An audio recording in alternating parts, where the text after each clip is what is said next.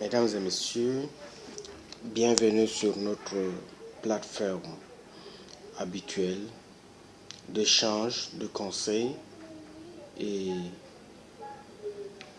de complémentarité en termes d'échange concernant l'économie numérique qui, avec le temps, qui court, qui avance à une vitesse supersonique, cette économie numérique-là est en train de prendre un envol au point de s'imposer désormais à nous comme un instrument incontournable sans lequel rien ne saurait être désormais possible. Parce que, au regard des fluctuations de l'économie mondiale, nous sommes en train de constater que dans les années à venir, l'économie numérique ou bien la monnaie virtuelle, à l'instar de TBC, risquera de s'imposer au monde comme une source de devises sûres, non seulement une source de devises sûres, mais une source également d'abondance financière et de croissance économique. Parce que la croissance des marchés émergents et des économies en développement est moins dépendante de celle des économies avancées, mais sur le court terme, elles suivent des parcours semblables. Parce que il y a de cela des siècles, nous avons connu différentes formes de monnaie qui a donné lieu à l'économie mondiale. Et cette mutation, passant du troc au cori, passant du cori au métal, passer désormais du métal au billet imprimé avec des chiffres et des valeurs quantitatives, nous sommes en train, avec l'ère moderne, en train de transvaser de la monnaie physique à la monnaie virtuelle. Mais alors, il faut d'abord comprendre le concept même de ce que c'est l'économie. Parce qu'il est courant de penser que nous vivons dans un monde intégré, mais au regard de l'histoire récente, que peut-on vraiment dire de la nature de cette intégration? Trois tendances fondamentales semblent être toujours ou bien aujourd'hui à l'œuvre dans l'économie mondiale. Notamment, la première est une nouvelle convergence qui, depuis 100 ans, le taux de croissance, de développement et de productivité dans les pays en développement dépendait exclusivement du taux de croissance du monde développé.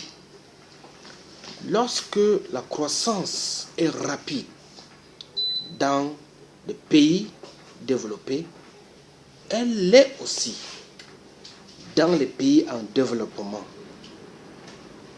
Quand les pays développés ralentissent, les pays en voie de développement ou bien en développement font autant. Essayez de prendre un aperçu aussi bref sur la situation mondiale, sur la crise institutionnelle qui touche les pays du monde entier.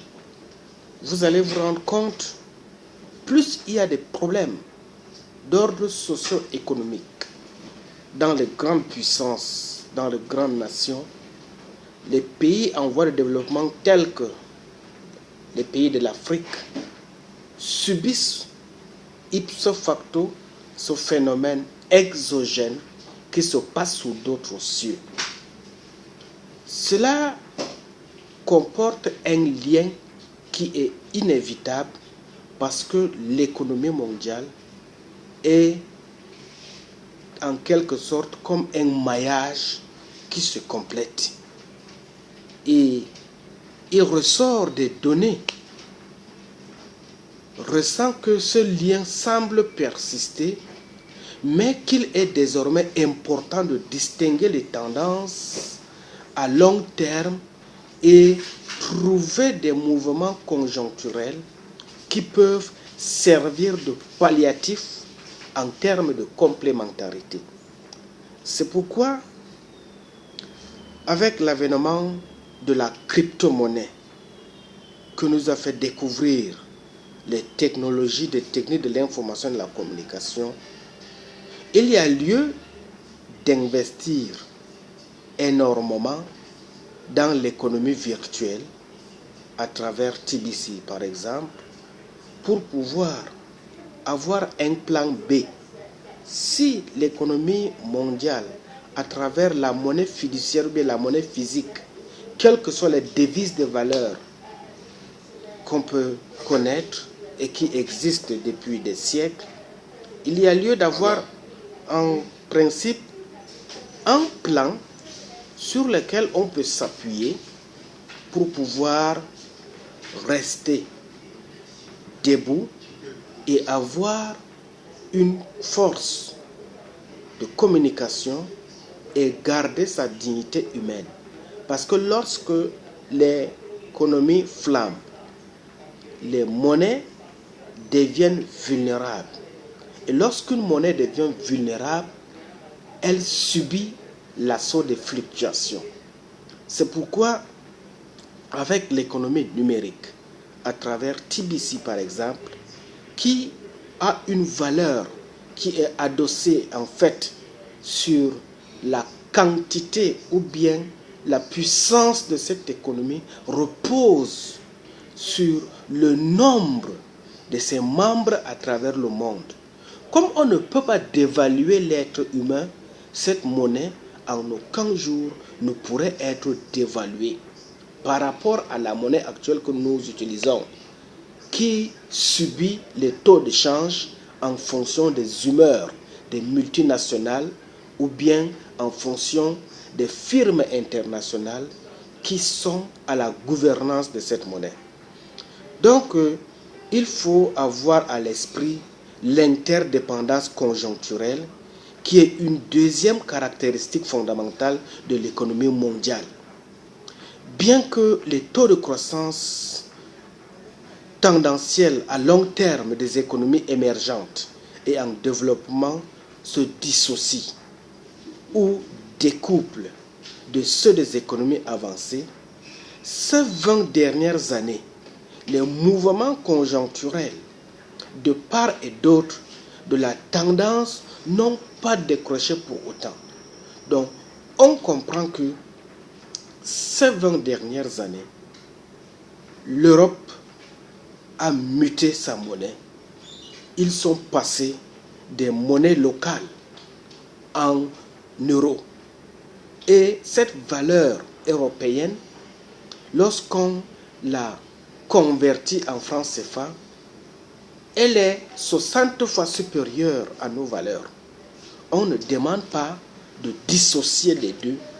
On peut garder cette marge de manœuvre économique, mais en gardant cette marge de manœuvre économique, il faut avoir un pied dans le présent avec cette monnaie et un pied dans le futur avec une monnaie supplémentaire virtuelle qu'on ne peut falsifier, qu'on ne peut manipuler, qu'on ne peut dévaluer, puisque sa base de principe repose sur le blockchain qui est une chaîne de valeur qu'on ne peut crypter.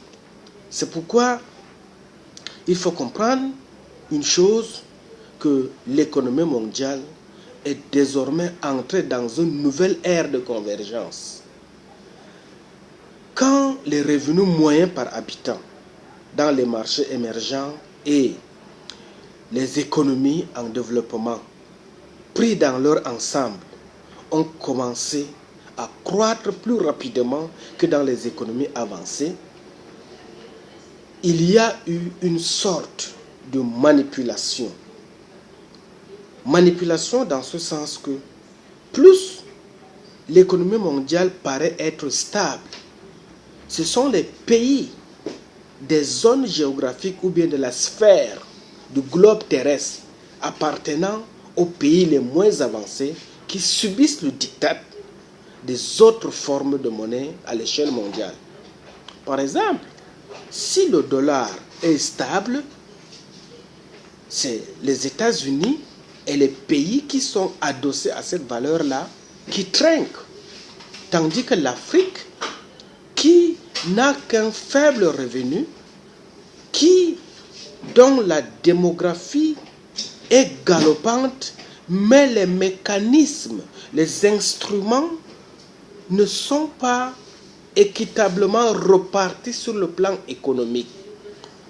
Cela fait en sorte que c'est une petite minorité qui détient la palme d'or de la fourchette fiscale ou bien qui détiennent le droit de regard sur l'économie en général au détriment de 90% qui triment encore pour s'en sortir, ne serait-ce que dans le cercle vicieux de la survie. Imaginez donc que dans un continent comme l'Afrique, qui désormais, d'ici 2050, atteindra peut-être une fourchette de 2 milliards d'êtres humains qui peuplent ce continent, et que nous n'avons pas un logement décent pour caser presque 80% de cette population. Nous n'avons pas de routes, nous n'avons pas d'hôpitaux, nous n'avons pas les instruments sociaux de base qui sont supposés être à la hauteur du besoin humain. Vous comprendrez que c'est difficile de vivre dans un pays, c'est difficile de vivre sur un continent lorsque les mesures d'accompagnement infrastructurel ne sont pas à la hauteur des besoins sociaux. Raison pour laquelle ceux qui voient loin, ceux qui ont un regard beaucoup plus visionnaire, même parmi les cerveaux, les intellectuels, préfèrent fuir pour aller se chercher ailleurs parce que sur place dans leur pays ou bien sur leur propre continent, ils ne parviennent pas à exceller dans le domaine de leurs compétences. C'est pourquoi il nous faut véritablement une source palliative, une mesure d'accompagnement qui permettra à chaque nation, à chaque citoyen de pouvoir, au-delà de ses aspirations profondes, être fier de ce qu'il est, être capable d'avoir sa politique en termes de besoins sociaux.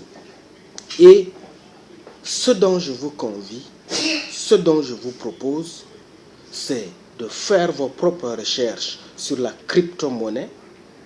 Et cette crypto-monnaie regorge en son sein ou bien a dans sa gibecière et son escarcelle une panoplie d'éléments.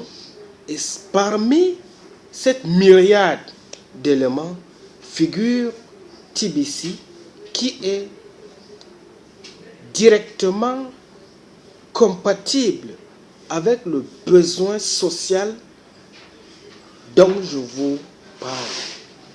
Parce que TBC, c'est une communauté, et au sein de cette communauté, c'est un ensemble de fourmillements de compétences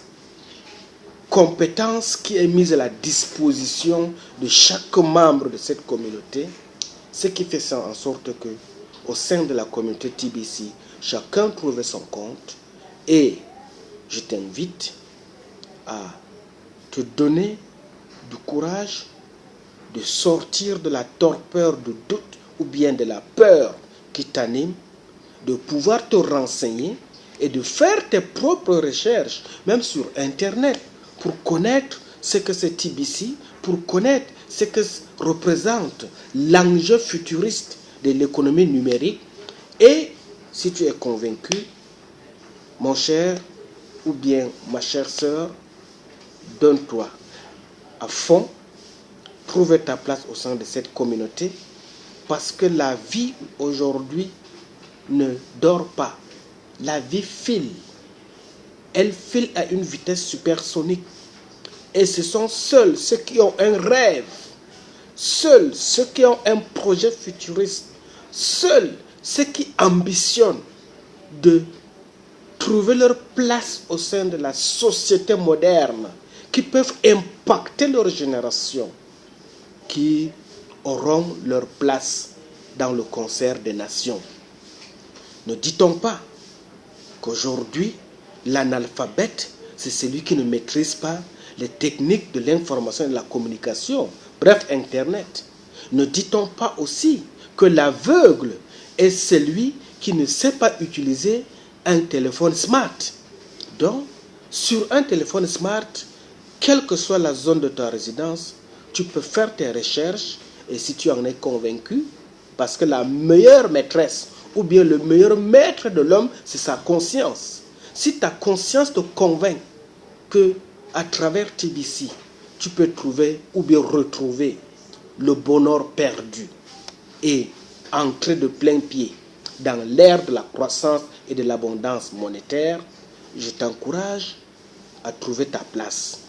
Il est bien vrai, tu pourras peut-être te renseigner. Pendant le cours de ce renseignement, 90% te décourageront ou bien te déconseilleront, mais le meilleur maître, le garant de ton devenir, c'est ta conscience. Et suis ta conscience, trouve ton bonheur au sein d'une communauté qui te sera complémentaire pour te permettre de réaliser tous les acquis dont tu as longtemps rêvé. L'argent, c'est un rêve. Le rêve appartient à ceux qui voient grand. Merci et que Dieu bénisse ta compréhension.